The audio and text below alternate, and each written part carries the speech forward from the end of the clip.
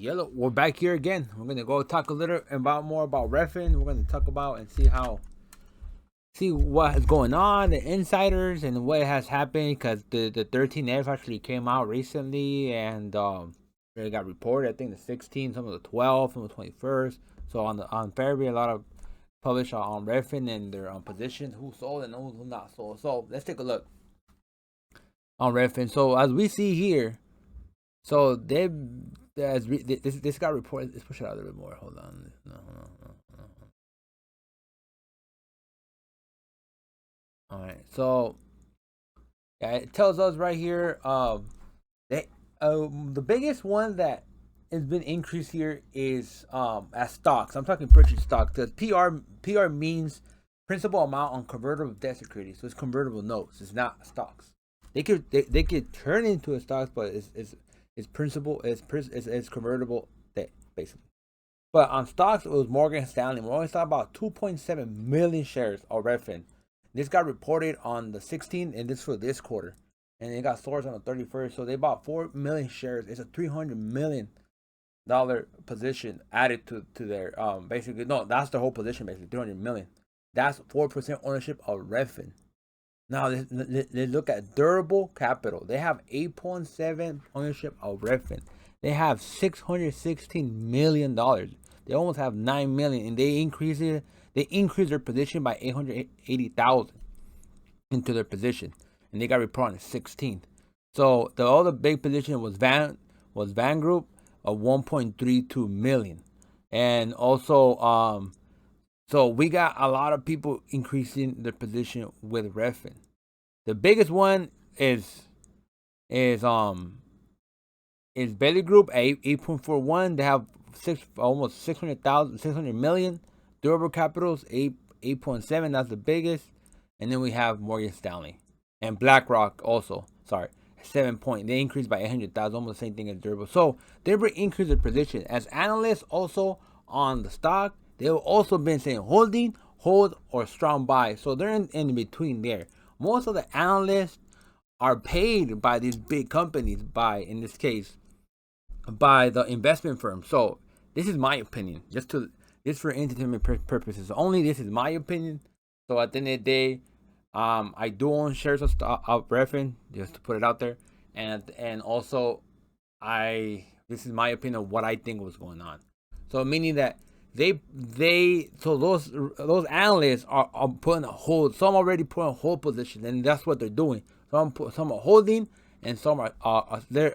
We'll take a look at who's selling, but the biggest ones are they're holding. Morgan Stanley, BlackRock, Van Group. So these are big companies with big portfolios that at the end of the day they're increasing their positions by almost to $1 billion almost for durable capital. So meaning that they have very confidence in the stock, and I do too, because today it went down by to 81, and all the way popped up back to 90. So it shows confidence in the stock, and tomorrow we get earnings. So hopefully everything goes well, and we'll make a video tomorrow.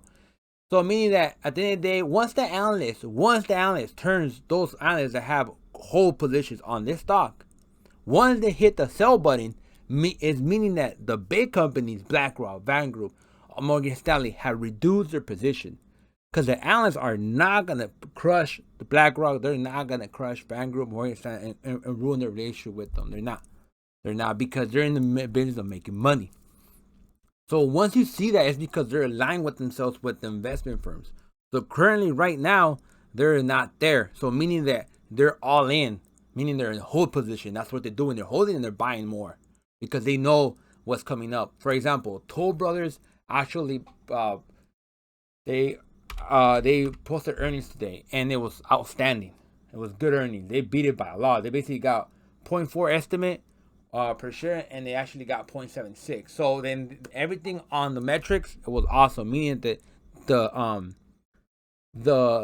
mortgage and the real estate sector is very strong and high demand. The only thing that it is a little hit into it is just the yield. The 10-year yield actually did increase, so it went to 3.1 point mortgage. So it did increase the mortgage with 30-year fixed rate. So that take a little hit, but overall it was a great beat for Toll. So tomorrow it will be an uptrend for Toll, meaning that Redfin will be the same. That's what I predict, and that's what I think. That's my opinion.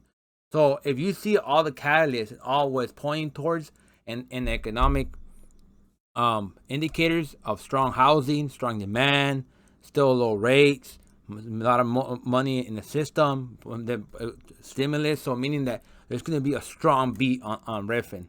That's what it is indicating. So at the end of the day, that's when you should actually, for me, and this is my opinion, that once it goes up, take some profits, lower your position, have some stock in the skin in the game, but not all of it, and diversify your portfolio, right? Because you don't want to put everything on one. Right now, it's because it's gonna go pop back up to like the hundreds. I think it's gonna touch the 100 mark back again. So it has never been there. It got closed yesterday. Yeah, yesterday $98, but it didn't. But it is soon. I think this couple of weeks it's gonna hit $100. I think it is. So once that happens, what I'm gonna do is take some off the table, leave some skin in the game, but spread my crumbs all around. Because at the end of the day, Redfin's not going anywhere. It's a good company, strong, but still. And once you see the analysts hitting that sell button, you're gonna know that all those big companies, BlackRock, the Van Group, all these companies are what they're selling their position, and this is when this is gonna start selling off. So that's when you should take a look. So next time I'll take a little bit look into other short selling and what's going on with short selling and all the lawsuits with all the companies and why they're doing it. So stay tuned for another video. If you do like the video, press like it please and subscribe to the channel. Thank you.